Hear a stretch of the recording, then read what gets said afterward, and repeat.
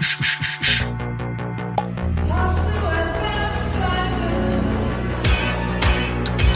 dreams are made of. Now I've come back again.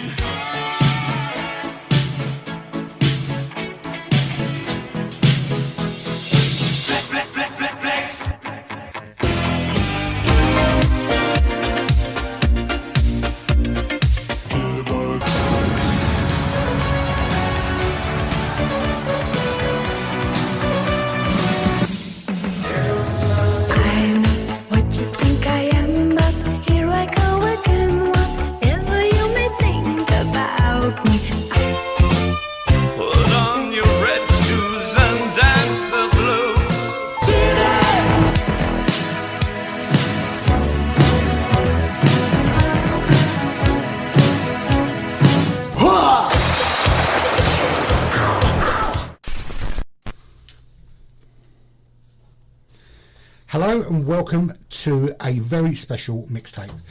Today I'm joined by someone who's no stranger to Sutton and Cheam. It's the MP, Councillor Luke Taylor.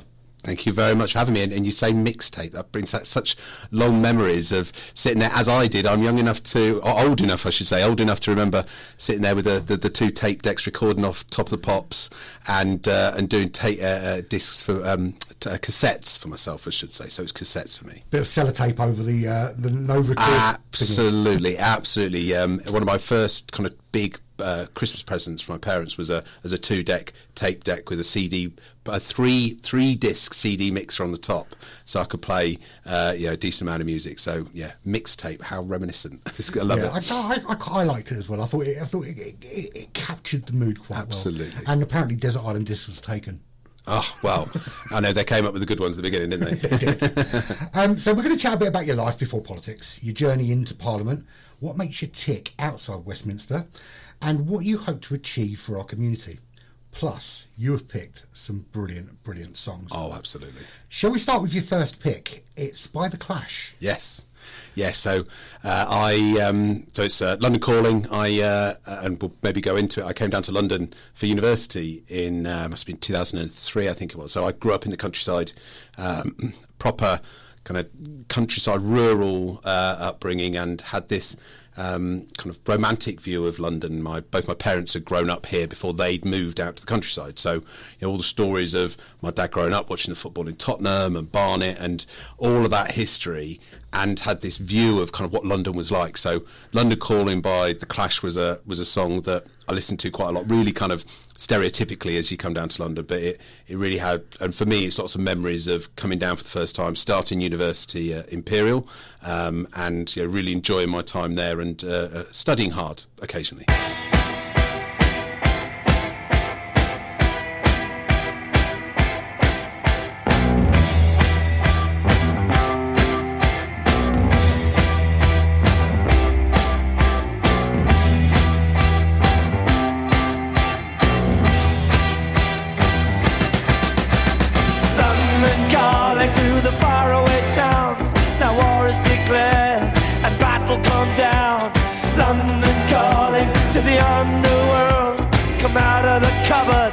Boys and girls, London Calling. Now don't look to us, phony Beatlemania has bitten the dust. London Calling, see we ain't got no swing except for the rain and the crunch of thing. The ice age is coming, the sun's zooming in, meltdown expected, the wheat is going thin. Engines stop running, but I have no fear, 'cause London is drowning. I live by the river, to the imitation zone. Forget it, brother, you can go it alone. London Calling to the zombies of death. Quit holding out and draw another breath. London Calling, and I don't want to shout, but while we were talking, I saw you nodding out. London Calling, see we ain't got no hide, except for that one with the yellowy eyes. The ice age is coming, the sun's zooming in, engines stop running, the wheat is going thin. A nuclear error, but I have no fear, 'cause London is drowning. I live by the the river.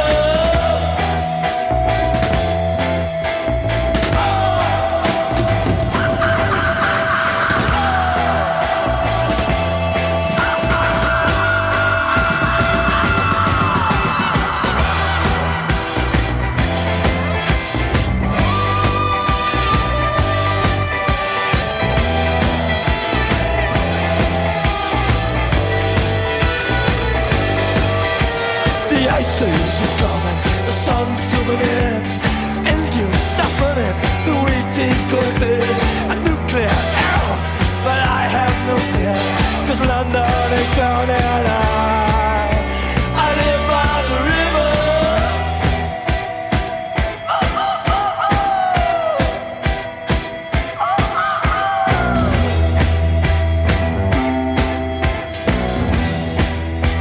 Now get this. London calling, yes, I was there too. And you know what they said? Well, some of it was true. London calling at the top of the dial. And after all this, won't you give me a smile? London calling.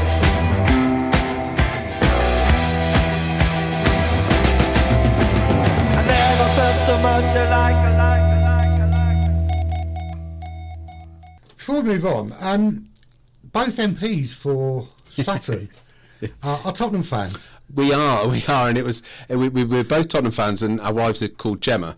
So we've got a series of kind of worrying similarities. It's a different Gemma, by the way, I'll add.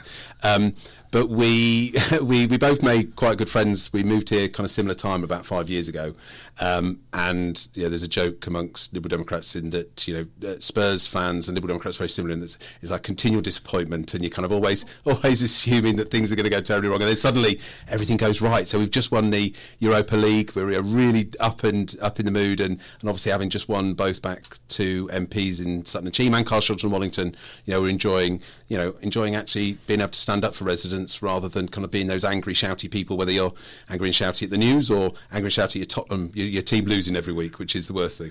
I've been surrounded by Tottenham fans this week. Obviously, Sylvia to my left is a Tottenham fan. My guest last week was a Tottenham fan. Everywhere. Myself, Bobby Dean. I'm surrounded. I know. Sorry, mate. That's all right. We won the FA Cup, so I'm all right with that. Hey, cracking game that, wasn't it? Yeah, absolutely. Incredible achievement for Palace. Really glad to see him do well. I had a trainee here during my show, and I sat there and watched it on my phone while I was doing the show. No, it was a fantastic game. So we're going to rewind a bit before politics, because you grew up in the countryside, as you just said. Where was home for you? So home was Market Raisin in northern Lincolnshire. My mum and dad were both teachers, school teachers. My mum was my head of sixth form at school, so I had that kind of that studious kind of value for education drilled into me from very early on. So I did pay attention at school. I did my best. Went to the local comprehensive and did quite well out of it. But my dad was also a Liberal Democrat councillor, so I'd always had that kind of familiarity with politics, the familiarity with going out and helping people, and people coming to my dad for assistance with whether it's finding housing, whether it was fixing things in the local area. So it was always very familiar to me. So I think kind of my journey into politics was less of a less unusual or less of a surprise than kind of many of the other MPs. And Bobby's a really good example. I know him well. Very different background and kind of very different approach to politics. But it's nice to see and talk to all of the different MPs in Parliament, whether they're Liberal Democrats or others who we get on very well, who have just really interesting journeys. And I think that's one of the beautiful things is seeing all these very different characters, different backgrounds, different experience, bringing that kind of upbringing, that understanding of whether you're a doctor, a dentist, a nurse, or an engineer, as I am, school teachers, union officials, all those sorts of things coming together, and trying to come up with ways to help residents in a better way than's been previously done. So was that the plan then from day one? Is that to go into politics, or was No, it really wasn't. I came down to London studying engineering at Imperial, and had actually really, oddly enough, did no politics for 4 years during university. And Imperial was a very engineering focused university. I spent a lot of time playing rugby and studying, because it very much beyond my kind of comfort zone, but really enjoyed it, absolutely relished the challenge. When I left university, I went into consulting with an engineering firm, and that's what I'd done for 16 years before I was elected last year. So spent 16 years working on big engineering projects around the world, but always was active in politics, always out kind of canvassing and supporting other people get elected. And I'd stood in 2015 in Battersea, where I'd lived at the time, for Parliament. And then when I moved to Tooting in 2019, I stood there in Mitcham and Morden. You know, you gain the experience, you gain the comfort of going out and talking to people, of communicating policies and working out ways to help people. And when I moved to Sutton about 5 years ago, got involved right away, was really lucky enough to be elected as a councillor in 2022, so still sit as a councillor in Sutton West and East Cheam in Sutton Council. And then when the opportunity came around to stand for Parliament again, grabbed the opportunity, and, you know, really, really lucky and really privileged to have been trusted by local residents to, you know, go out and try and improve things for them. It must have been hard when you went Mitcham and Morden, because Siobhan McDonough has been on that post as long as I can remember. It was a chastening experience, I have to say. She is so loved by residents in Mitcham and Morden, and every door you knocked on, you would, you know, try and kind of talk about national politics. You said, look, these are the things that we could do, and said, well, yeah, great, but, you know, Siobhan helped my mum do this, or she helped my neighbour do that, or she fixed this for so-and-so. And, you know, that's a really good example of what you want to do as a constituency MP. Yeah. You want everybody on the doorstep to be able to say, oh, you know, everybody knows somebody who's helped by, and that's how you gain the trust of residents. You don't do it by saying, I'm gonna do this. You don't gain trust by talk, you gain trust by actions. And, you know, I've been really lucky that we've got a great team around me in Sutton and Cheam. They help me with casework, with helping residents, with fixing things. We're really lucky in Sutton that we also have control of the council, so we're able to kind of feed those comments back and feed issues back into fixing things at a council level as well. So we're really privileged here, and I think residents support what we're trying to do, and I think most of the time they trust us to try and do the best for them. So, you touch on what you did before politics. So you were in engineering. Yeah, I was. So I joined a company as soon as I graduated. Arup, a big engineering consultant. They're a really good employee-owned engineering firm, one of the very few that are, and got a really strong ethos for sustainability, for improving things. And so I went into a transport planning team. My specialisation was in aviation, and I was really lucky enough to work on a number of big projects around the world. And as part of that, me and my wife, we moved to Canada, went to Toronto in 2012. So we had a great opportunity to live there for 2.5 years. And one of the songs I've selected is really reminiscent of that, and it kind of brings me back to our time over there. It's by a Canadian band, the Tragically Hip. Really great song, really reminiscent of that time in Canada. And whenever I listen to it, you know, brings me right back to being up in the lakes, camping, and swimming in the great outdoors. So really beautiful memories of that time of our life.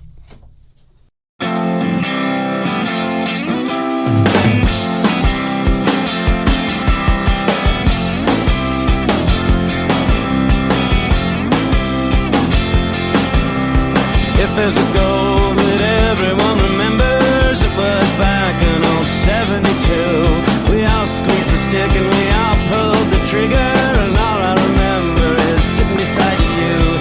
You said you didn't give a hockey, and I never saw someone say that before. You held my hand and we walked home the long way. You were loosening my grip on Bobby Orr. Isn't it amazing anything's accomplished when the little sensation gets in your way?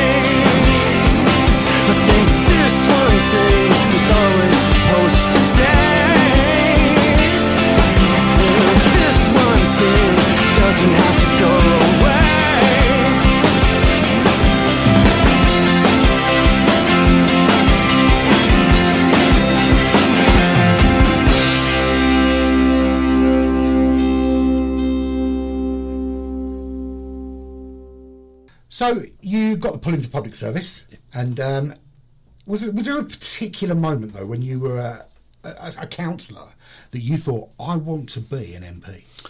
So I think when I first got involved was around 2010 when I was in Battersea, and we were campaigning for Layla Moran, who was the candidate at Battersea at the time, and she's obviously since become an MP in Oxford West and Abingdon. She's done some incredible work on during COVID, particularly to hold the government to account on their response to COVID and making sure that residents and citizens were listened to, that the response was appropriate. So that was my first kind of real campaigning, and I got the taste of it at the time, that going out and being kind of the conduit, the individual who has to communicate policies, who has to sit down and listen to experts and kind of come up with the best plan to address something, or just really helps people, like sits down with residents and listens to their story and works out how you can fix things for them. I watched her do it, and I watched her do it with great skill and compassion. And at that point was where I think, yes, I want to get approved as a candidate, which is what you have to do. I think in most parties you kind of get onto an approved list, and then you're eligible to go out and apply for particular seats to be the candidate there. So I did that quite shortly after that election, seeing Layla do that, doing it so well. And from then on, it was always in my mind. So when we got back from Canada in the end of 2014, me and my wife moved back to London, moved back to our flat in Battersea, and I put myself forward to be the candidate at that point. And during that campaign, again, I got the taste for it. You go to hustings and you have residents come and say, well, what are you going to do about this? What are you going to do about that? And I absolutely loved the chance to think, well, actually, there's this policy we've got, and I think it's the right way to do it because of it's the most compassionate way, or it's the most kind of evidence-based policy, or it kind of mixes in different approaches. And being an engineer, I kind of try and apply that evidence-based policy to as many of the things I do. I'm not kind of bound by kind of really solid ideology, other than, look, let's find the best way to help residents, help local people kind of take control of their lives, and have access to local services that suit them, that we're making decisions as close to the ground as possible.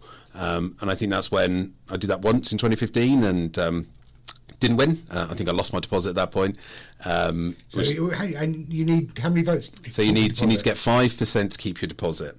So it was the end of the coalition. It was a really tough time for Liberal Democrats. It was that familiar Spurs fan feeling of things going terribly.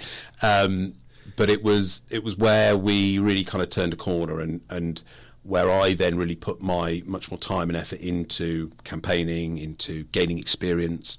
So when, as we said, I stood in 2019 in Mitcham and Morden and stood against Siobhan McDonough, again, you get that additional experience. You go along to hustings, you explain to people your policies and why you think it's the right way to do things. And I did better then. Obviously still wasn't elected, but really got the feel that this is something I definitely want to do. So when the opportunity came up, it was the natural fit to go forward with it.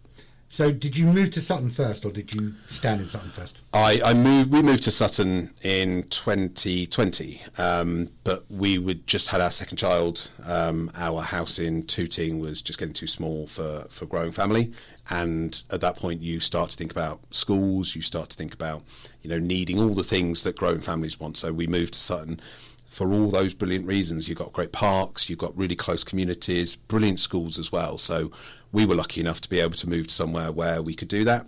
And now kind of part of my role as an MP is to make sure that everybody has that opportunity, no matter where you are. It is a fantastic borough in that respect. I mean, I'm originally from Croydon, and as our kids started getting older, we wanted to move somewhere where the schools were better, the opportunity felt. And look, people in Croydon get the same opportunities they do in Sutton. Oh, they do. But it feels like there's more opportunity here. I mean, we are so lucky that so many people before us, councillors, MPs, have managed to build this borough, and community organisations as well. The Friends of Manor Park and the Friends of St Helier Open Space, and all the community groups that work together to make it a brilliant place to live, have put so much time and effort in. And I think Sutton is Sutton is, I wouldn't say it's unique, but it is so well served by these civic organisations, community groups, volunteer groups, litter picking teams, neighbourhood watchers, the safer neighbourhood panels that residents get involved in, the business improvement districts who work so hard to make our high streets and business areas more attractive and attract new businesses to them. Like, we're so lucky that we have that, and whilst I was able to come here and do that, you want to spread that ability for residents everywhere, and Sutton just is so well set up for that. It's just brilliant. Your next song from Joe Walsh, In the City. Yes. So I think this comes from my memories of a film, The Warriors. Very atmospheric 70s film. 79, wasn't it? And I watched that when I was quite young, and you get this incredible emotional response to it. It's a really atmospheric film. I think it's, looking back, it's a little bit trashy, very dated, but the soundtrack of The Warriors is incredible, and this is one of the songs in there that really does kick you into, again, the memory of the film, the kind of the feeling that it gives you, and I think it's a great song, and it's regularly up on my playlist on my phone, so listening when I'm cycling into work or whatever.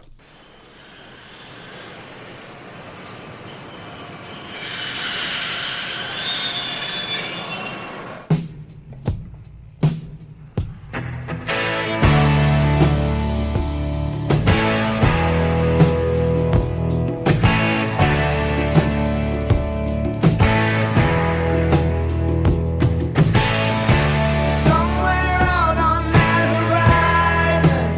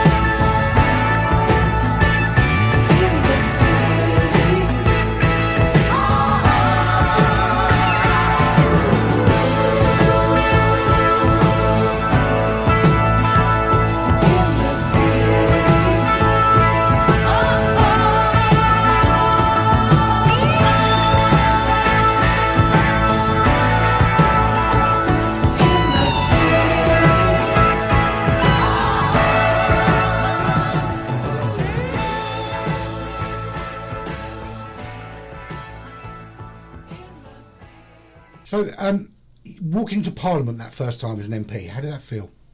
Oh, it was bizarre because I'm not really, whilst campaigning politically, I'm not kind of a political nerd.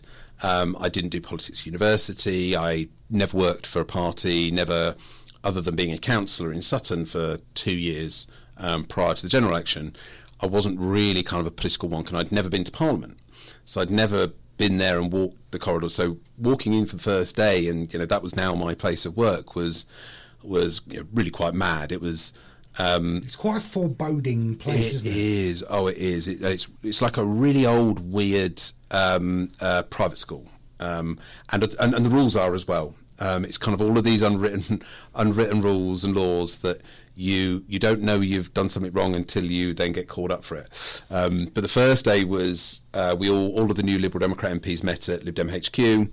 And we had, a big congratulations from the party leadership, although they did spoil the mood a little bit by saying, right, today is the first day of getting re-elected in 5 years' time. So we didn't really have much time to enjoy it. But that message is about, you can't rest on your laurels. You can never take anything for granted. You are working for residents every minute, and everything you do has to be about how you help someone, how you build up that reputation for being somebody who listens, somebody who fixes things.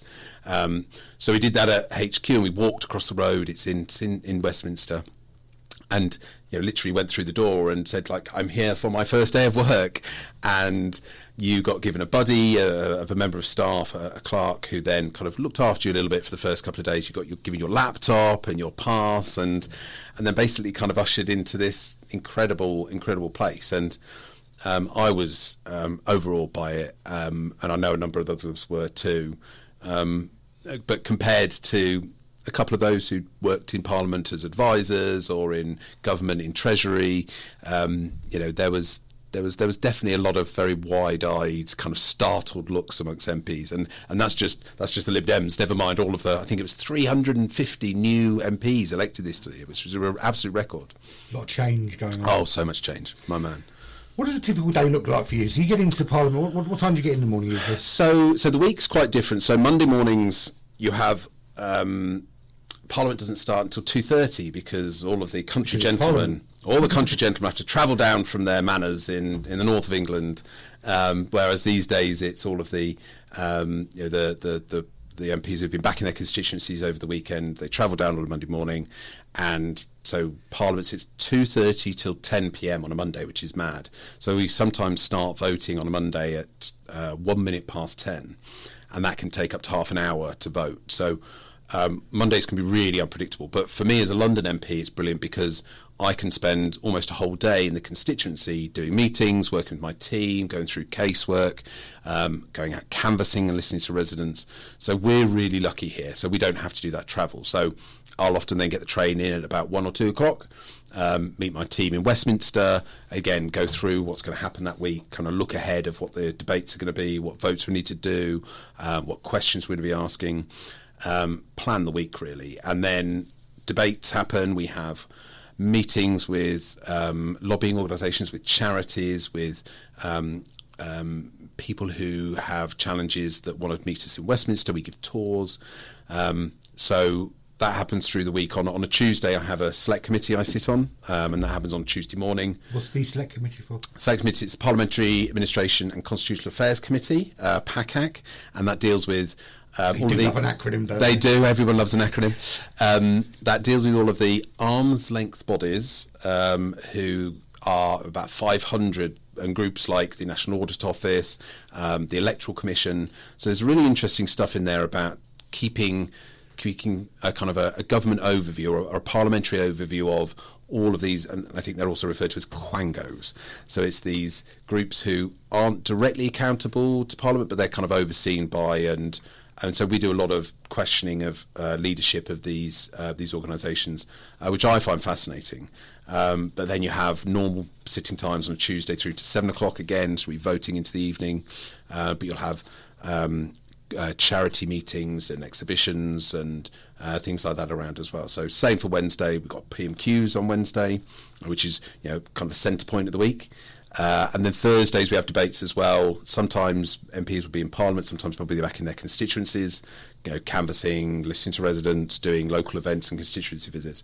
And then Friday, most of the time, is a constituency day. So you're doing local surgeries. So Friday mornings I do surgery calls and visits to local organisations. Friday afternoons, often canvassing again, talking to residents, listening to them, working out what it is we need to be fixing for them. And then Saturdays and Sundays often made up of constituency visits again, local concerts, school groups, things like that. So it's a pretty packed week. I'll try and have Sundays off so I can spend time with my family. But it's really very unpredictable and so such a range. It is a 7-day week job. It really is, and if I'm not, playing with my boys, playing Lego or playing football in the back garden, then I'll often be going through emails to make sure that I'm on top of casework, that there are working out which charities we want to go and meet with next week, and responding to questions, press issues, things like that. So it is really quite a busy thing. And then I've also got my council role as well, so still involved in committees on the council. They're usually Thursday nights. We have full council on Monday nights, and try and play as a full part in that as well, because residents elected me in 2022 to be their councillor for 4 years. I think it's right to do that, but because we're London MPs, both me and Bobby find the travel a lot easier than other MPs who've been councillors from much further away, who kind of find that balance much more difficult to do. Is that why sometimes we see on PMQ the chamber's empty, because it tends to be those further away? It's funny because debates will often be relevant to only a small group of people. You might have a debate about fishing rights, or you might have a debate about coastal erosion, and so I won't. It's not important to my constituency, and I'll have very few residents who email me and say, you make sure you're in on that debate about northern heathland preservation, and make sure you're there to represent my views. That doesn't happen. So when those debates are occurring, either I'll be back in the constituency trying to do the things that local residents care about, or I'll be meeting with other groups in Parliament, or arranging things with colleagues to work out how we can campaign on other issues that are more relevant. And I think lots of other MPs will do the same. If there's a debate about knife crime in London, you can't worry about a Scottish MP not being there to represent their views and that sort of stuff. No, absolutely. Your next song, by the band Fun. Yes. Now, I remember one of their songs, obviously, but this song was the first time I heard this was this morning. Oh, really? And I love it. It's a great song. So whilst we were in Canada, I was working on a project in Auckland, in New Zealand, and so I was over there. So from Canada, I was then in Auckland, and I was over there on my own. I was the project manager for a big project at the international airport, and I was on my own. So I was living in a flat on my own. I had a good kind of team of local engineers and architects around me, and got on really well with the airport team. Kiwis are really good fun to work with. They're really open, really positive. But this song was released, or this album was released right about then, and it happened to be the one I downloaded and would listen to when I was driving around the city to the airport, or I'd be out running, and it was one that really, again, it brings back that memory of being in New Zealand, being in Auckland in, I think it was around 2014, and it really, takes me right back there, and I love to listen to it. Some nights I stay up, cashing in my bad luck. Some nights I call it a draw. Some nights I wish that my lips could build a castle. Some nights I wish they just fall off. But I still wake up, I still see your gospel. Lord, I'm still not sure what I stand for. What do I stand for? What do I stand for? Most nights I don't know anymore.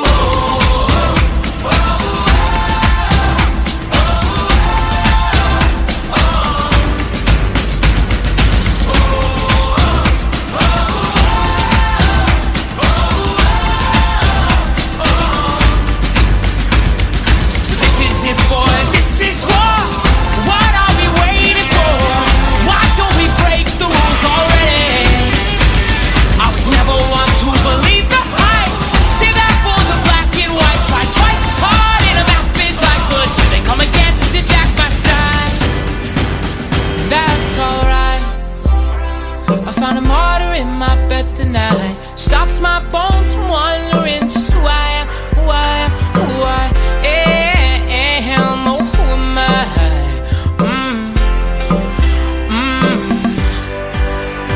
Well, some nights I wish that this all would end, 'cause I could use some friends for a change.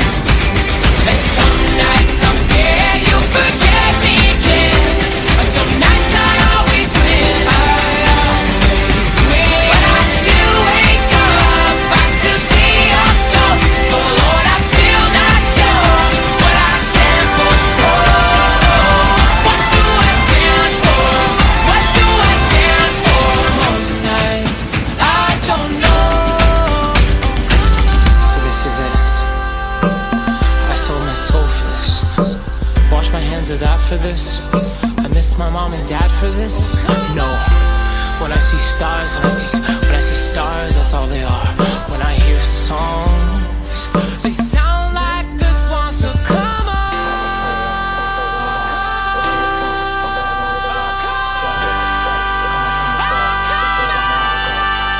Well, guys, daddy's on 5 minutes in and I'm bored again. 10 years of this, I'm not sure if anybody understands. This one is not for the folks at home. Sorry to leave, but I had to go. Who the wants to die alone? All dried up in the desert sun. My heart is breaking for my sister and the calm that she call love. And then I look into my nephew's eyes. Man, you wouldn't believe the most amazing things that can come from some terrible lies.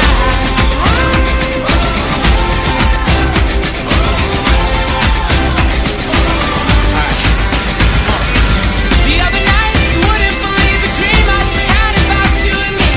I called you up and we both agreed. It's for the best you didn't listen. It's for the best we give our distance. So, for the best you didn't listen. It's for the best we get our distance.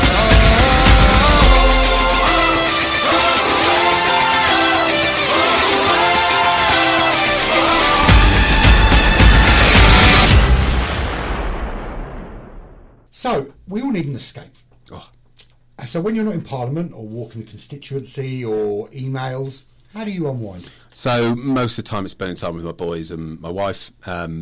They are still quite young, and they are really great fun boys, great, really enthusiastic. So whether it's going down to Cheam Park and just playing around in the playground, or whether it's going further afield to some of the National Trust places out in Surrey. Like Sutton is an incredible place that you've got access to central London in 35-40 minutes on the train, or you're 20 minutes from Polesden Lacey, or some of the other places out in Surrey. Like there's nowhere else in London, I don't think, that has that beauty of the Surrey countryside and Surrey hills with access into town. It sounds really kind of cliched, but there really is nothing like it. So spending as much time with my boys and my wife as I possibly can really kind of takes most of my time. I'm a football fan as well. I spend time watching Spurs and Sutton as well.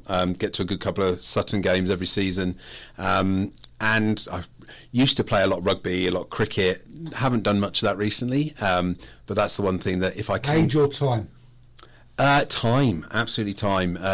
I've joined up the Parliamentary Football Club, Cricket Club and Rugby Club, and hopefully I can get an opportunity to play a game for each, because I'm fairly competent, I'd say, in each. Maybe not quite as fit as I used to be, but I want to get a game for each during my time, so that I can have said I've represented, and maybe it's not quite international, but maybe professional. I play for the professional team for the Houses of Parliament. There you go.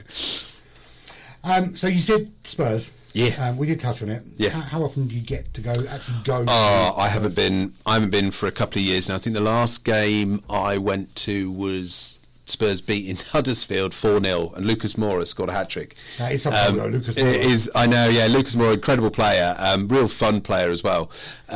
We went to a couple of games when they were at Wembley. Went to the was it the Bayer Leverkusen Champions League quarter-final, and scored Jan Vertonghen score a beautiful left-footed volley from a long ball from the back for, I think it was 3-0, and I went there with my brother, who's also a Spurs fan.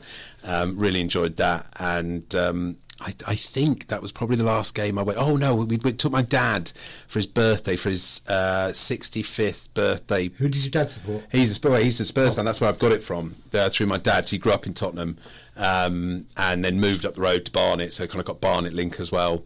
And it's good to see Barnet promoted from the conference the other week, although they did it at Sutton. I was at that game. Sutton were a much better team, but we should have had a penalty in the first half. It's been a strange season for Sutton, because I mean, I've been in sort of contact with they've got a new owner, and doing some stuff with him. But the games that they should win easily have been awful. And then they'll pull out a 3-0 against a team they had no business with. I went to the Altrincham game. I think we won 5-0. It was 5-0 at half time, and I took my boys to that one. And then I'm watching. I'm like, enjoy this, because it's not going to be like this every week. It was such a bitty game. Well, such a bitty season, and I think that's down to the team turnover. It's the adjustment from coming, the real disappointment coming down. But we've done well not to plummet.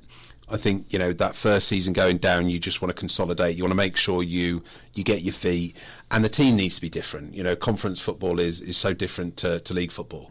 But hopefully we get that confidence, and we can come back again and hopefully look at promotion next season. Well, actually, I was talking, because I've been involved in football for a long time, and both my boys are really involved in it.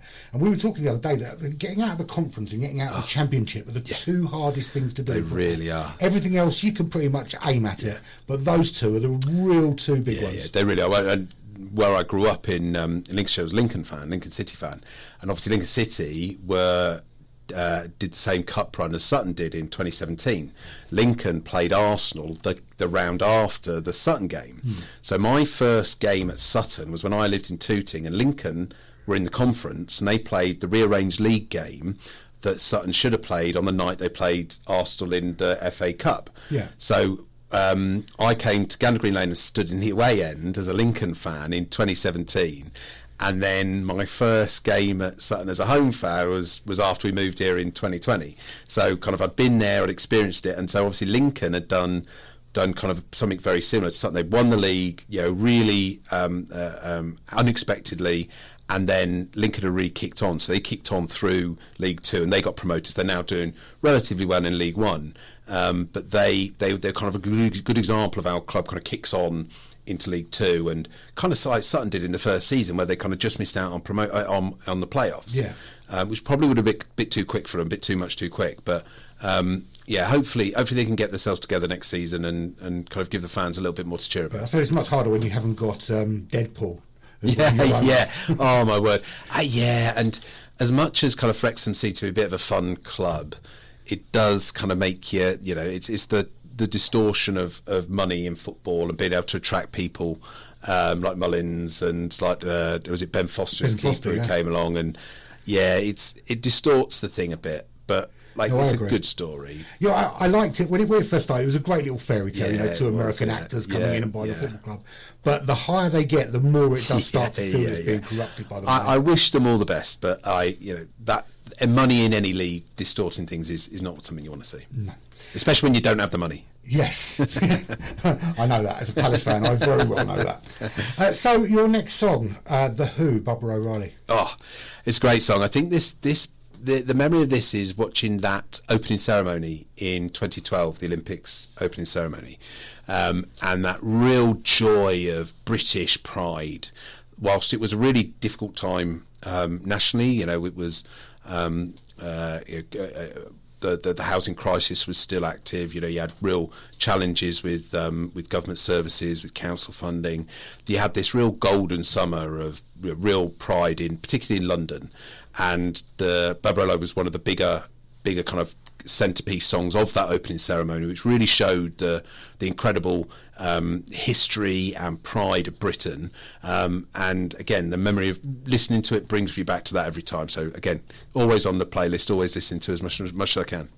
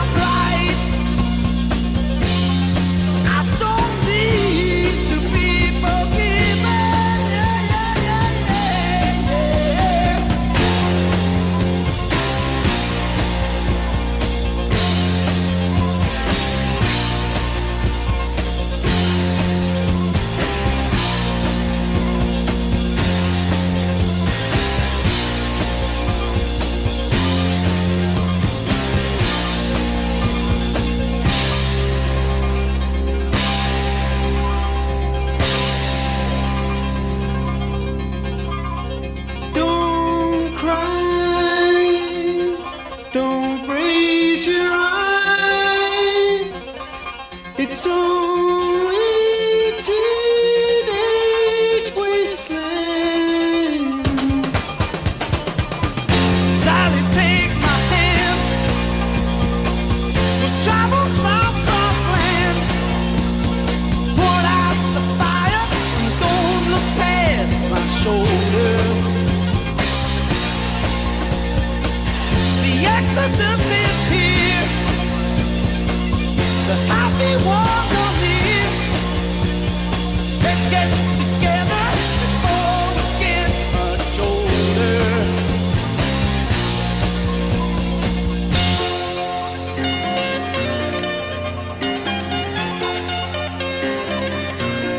Teenage wasteland. It's only teenage wasteland. Teenage wasteland. Oh yeah. Teenage wasteland. They're all wasted.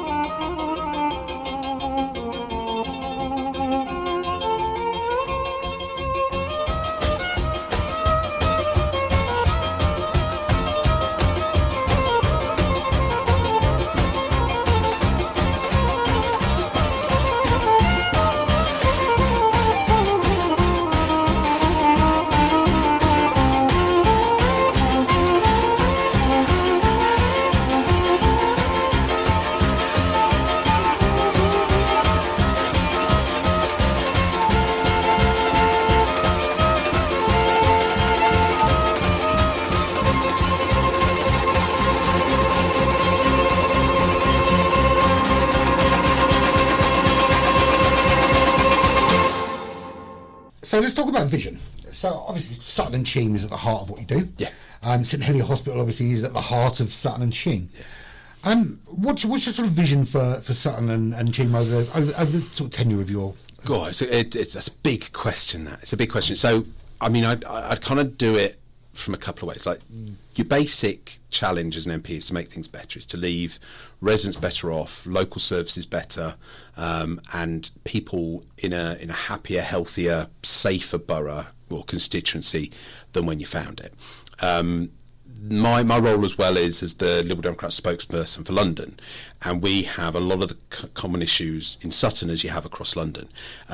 So we're looking at things like the Met Police and how we can make sure we reform the Met Police to look after our residents, keep the streets safer. So that reflects this kind of safer borough, safer streets, more confidence in the police, better community cohesion, seeing what we can do about knife crime to bring those rates down, violence against women and girls, which is a big issue in Sutton particularly. How do we address women's safety on the streets and worrying about walking down the high street? In terms of education, we're lucky to have, as we've discussed, brilliant schools in Sutton, but how do we really allow the comprehensives to push on to get more funding per pupil, to attract more talented staff, to keep the teachers who care so much about our local people?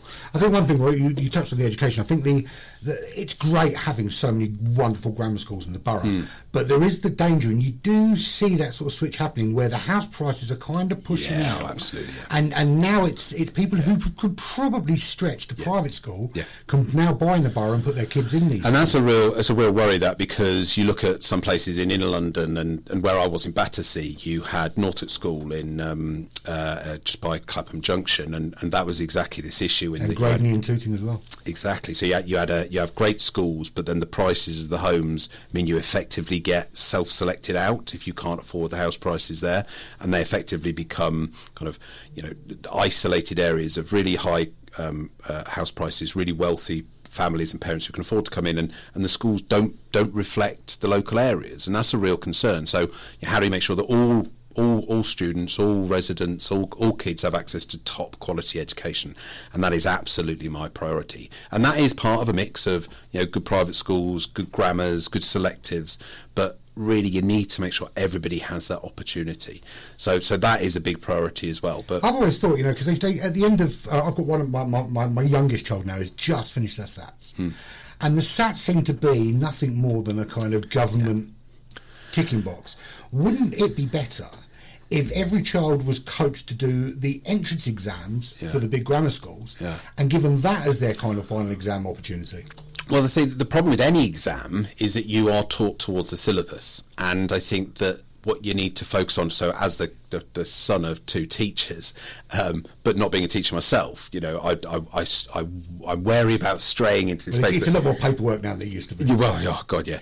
But it's about having the thinking skills. So again, it's something that I think is important as an engineer, that you're able to question things, you're able to, you understand how to approach a problem, you can break it down, you can look at how best to build an answer, how best to approach something. So, the challenge with teaching towards a test, and it's always the problem with teaching towards SATs, is that you're not teaching kids to have creative thinking, you're not teaching them to have problem solving skills, you're not teaching them to have curiosity, you're not teaching them to have imagination. What you're teaching is, this is how you answer this type of question to get through this exam, to get to this next stage. So I think, but it's about worry both on entrance exams, which I think are like that, but it's also SATs as well. So it does feel like. But I think that goes through to GCSEs, because even at GCSE level now, it is very much about just getting you the knowledge you need to pass. Exactly, yeah. But for that specific then, of course. Then you get into college or you get into university, and it's a very different thing. Yeah. And some people can thrive on that. Yeah. But I think equally that can also be detrimental if you've been so used to having it kind of almost drip fed to you. Yeah. And again, it's the learning skills, it's curiosity, and that's the case for so many of our students who are really lucky enough to be in mainstream schools. We've got to remember as well, we've got real challenges with SEND provision, so children with the HCPs in the area, and it's the same across the country. But Sutton, we've got a real challenge to make sure that we're providing the support for children who need that extra help. We're quite lucky. We've got the Sherwood Park schools, and we've done some work with them, and we've got obviously Carew as well. Carew, yeah. So Carew just moved to a brand new school that's been built on Sheenway playing fields. You've got a fantastic opportunity to provide really specialised facilities for kids who need that extra support. I'm spending a lot of time campaigning for the new Angel Hill School. So we've had planning permission in Sutton approved for a new school on the old all-weather pitch behind the Sutton Sports Village. Yes. And that will provide, I think it's 96 spaces for SEND kids. But the problem is that the funding for it is caught up in all of these government, not government cuts, but government streamlining, I think the word is.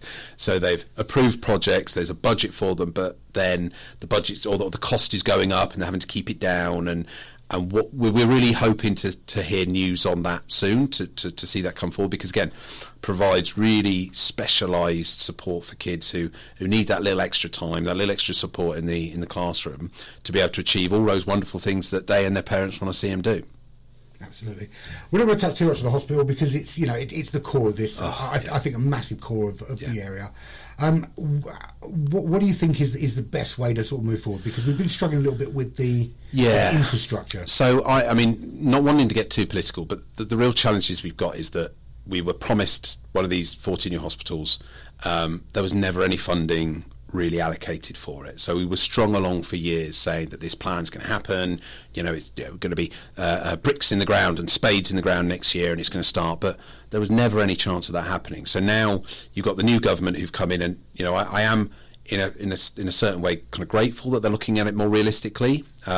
It's good to deal with the truth and facts, and they've said, look, we're not going to be able to fund the projects for St Helier for another 10 years to 12 years. Now, from a reality basis, it's good to know what's going on, but from dealing with a crumbling hospital, it's the end of the world. So both me and Bobby Dean in Carshon Wanderson have been pushing the case that we need to both get the funding for the repair backlog at St Helier Hospital, which I think is the highest repair backlog per square metre of any hospital in London. We also need to get money to improve the facility, so it's not just keep it from falling down, it's actually bringing it up to modern standards. So I know in the hospital here I had a tour of the new ITU suite that had been refurbished recently, but that just brings it up to kind of a good enough standard. We are so lucky, the incredibly hard-working staff here who do an incredible job, but they don't have the space, they don't have the facilities to really provide for residents. We've got world-leading cancer hub just down the road in Sutton. Yeah. We've got those kind of facilities. We've got the Royal Marsden as well. Yeah. You would like kind of St Helier to be with those, wouldn't you? You really would, and so there's two steps. It's making sure that we get St Helier saved, because I think since the end of the last government, there is a real worry that St Helier isn't saved. It sounds really cliched, and I hate to kind of use such a kind of old-fashioned campaign line effectively, but there is a real risk that it's not here by the time the funding for the new hospital comes along, because of the sheer condition of the estate. So we do need to put a new effort into saving St Helier and making sure it remains here, but then we need the funding for that new hospital to come along. We need that new specialist emergency care hospital that can bring the level of healthcare in Sutton up to the 21st century levels that it promises, because we've got a growing population, we've got an aging population, we've got people who are the incredible treatments that are provided by the Cancer Hub, by the Marsden, and by the advances in medicine that we have, and that we're so proud to have here in Sutton as well. They're surviving these conditions, and they're living longer, and so we need to be supporting residents to live longer, healthier lives. The only way we're going to do that is with the investment.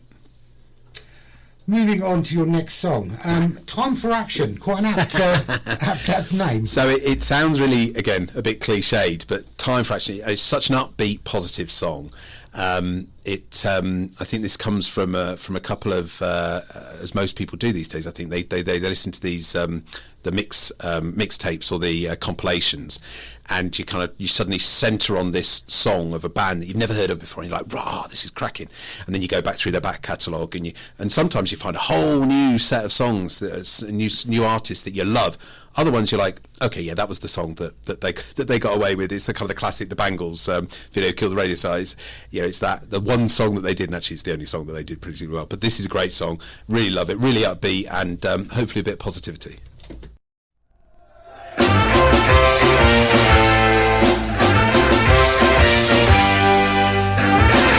Standing in the shadows where the in-crowd meet, we're all dressed down for the evening, we hate the punking.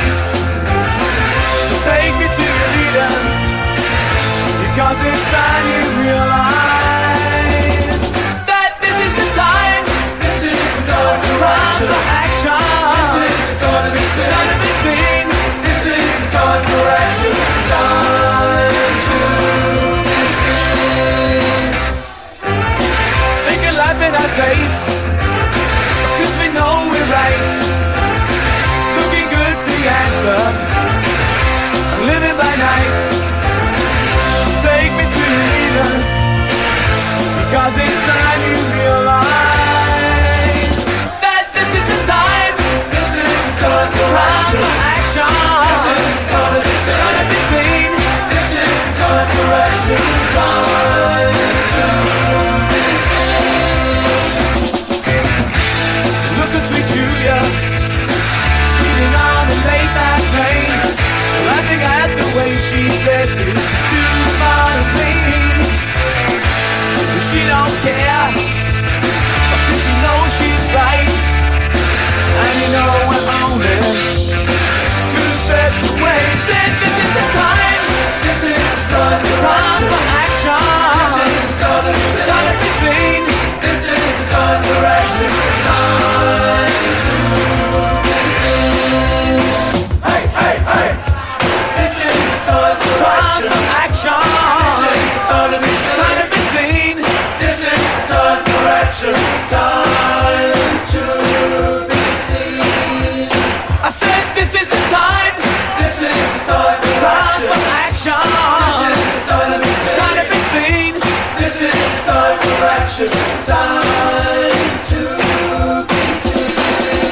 I said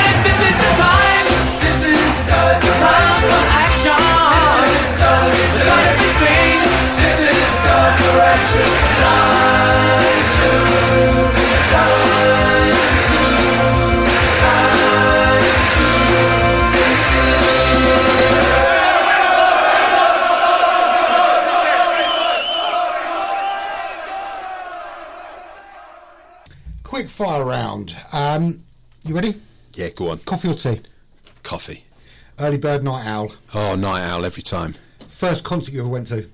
Blimmin' heck. I can't remember the name. I went to a gig in Nottingham. I lived in Nottingham on my gap year with a really good friend of mine from back in school. I think they were called something like Velvet Revolver. No, it wasn't Velvet Revolver, but it was a band in a really old. Round. No, it was a great little gig in a tiny venue in Nottingham. Sorry. They obviously haven't hung around. Pass. Yeah. A book you'd recommend everybody reads? The Red Dwarf books, the original Red Dwarf books by Grant Naylor. Beautiful, pure, innocent, old-fashioned comedy, and just every page leaves you laughing. It's not a book you can read on the train because you're sitting and laughing out loud. I'm going to stop the quickfire round very quickly because I was in hospital last year and the guy in the room next door to me wrote the theme tune. Oh, fantastic! Yeah. It's cold outside. There's no kind of atmosphere. That's exactly it. Yeah, he wrote the music. Someone else wrote the words. Oh, brilliant! I know. It was fair. I had some great conversations with him. Final quick fire: a dream dinner guest, dead or alive? Oh, great question. I would probably invite Paddy Ashdown. There you go. Wow. Political hero. Somebody with incredible personality, incredible stories. From his service in the military, from his time in the Balkans, and then actually having such a finger on community politics with the Liberal Democrats. Somebody who's respected cross-party. Somebody who really did talk the talk and walk the walk. If anyone wants to get hold of you, how do they do that? They can come to my website, which has got my phone number for my office. It's got my email, and that's luke.taylor.mp@parliament.uk. Nice, easy one to remember. It is easy, but it's also on the website. So that's luketaylor.org.uk. They can come along to one of my ward surgeries that we do monthly on the High Street in Sutton, second Saturday of the month, between 11 and 12 outside the St Nicholas Centre entrance opposite M&S. We do that second Saturday of every month. But the easiest way is to get in touch by email, and then my team can reach out and arrange either a telephone call or a meeting. Anything we can do to help residents, it's what I'm there for. We've got two more songs. Now, Plastic Bertrand. I'd love to hear your. I know where I remember this song from. I want to see where you remember it from. So this is, again, it's one of those compilations that pops up, and that's the only song that you want to listen to. But again, it's one of those fun songs. It is, it's a bit of nonsense. It's positive. It's upbeat. And you kind of just need to kind of let your hair down sometimes and enjoy something that sounds fun and doesn't really mean anything else. For me, it was the song played in the opening mission on Tony Hawk's Pro Skater 1 on the PlayStation. I was always a FIFA football player, so I never got onto that. But yeah, great FIFA song. 94, I represented the UK at the FIFA World Cup. Oh, really? In the first round. Oh no! You missed your calling. Yes.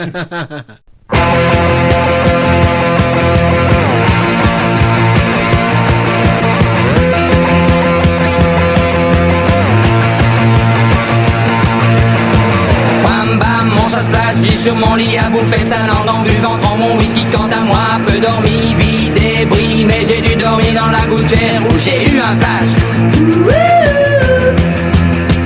En 4 couleurs. Allez hop, un matin, une louloute est venue chez moi, poupée de cellophane, cheveux chinois, un sparadrap, une gueule de bois. A bu ma bière dans un grand verre en caoutchouc. Comme un indien dans son igloo. Ça plane pour moi. Ça plane pour moi. Ça plane pour moi. Moi. Ça plane pour moi. Ça plane pour moi. Allez hop, la nana, quelle panard, quelle vibration de s'envoyer sur paillasson. Limé, ruiné, vidé, comblé. You are the king of the divan, qu'elle me dit en passant. I am the king of the divan. Ça plane pour moi. Ça plane pour moi. Ça plane pour moi. Moi. Ça plane pour moi.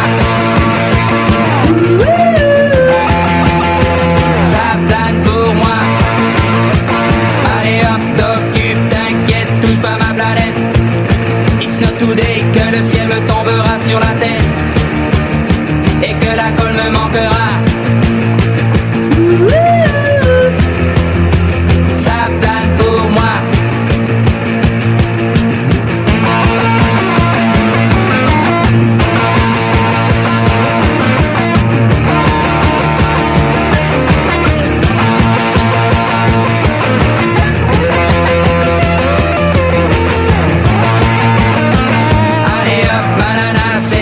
C'est barré, enfin c'est marre à tout casser. L'évier, le bar me laissant seul comme un grand connard. Le pied dans le plat, ça plane pour moi. Ça plane pour moi. Ça plane pour moi, moi, ça plane pour moi.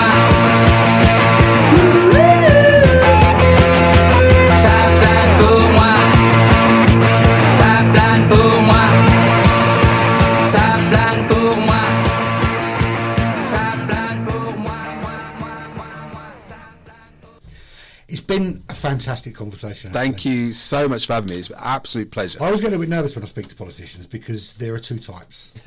You're the other type. Good. Okay, good. I'll take that as a positive then. Your final song, and I've got to say, what a choice. It's the Ramones. It's absolute banger, and my favourite part about it is I will put it on at home, and my two boys, who's 5 and 7 now, will listen to it and will, jump around and will, really enjoy it because it's got the beat, it's got the beautiful kind of repetitive, kind of really upbeat sound to it, and yeah, it's a classic. It's a fantastic song. Thank you for coming in. Thank you for having me.